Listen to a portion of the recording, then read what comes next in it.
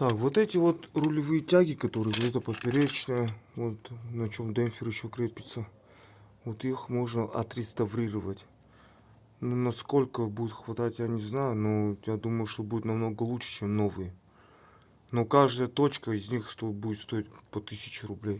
Но это Нодар, он дорого берет, на мой взгляд. Он делает очень хорошо, чтобы их отреставрировать. Есть еще Славик, который по 800 рублей делает. Ему тоже, я думаю, ему тоже можно отдать на реставрацию.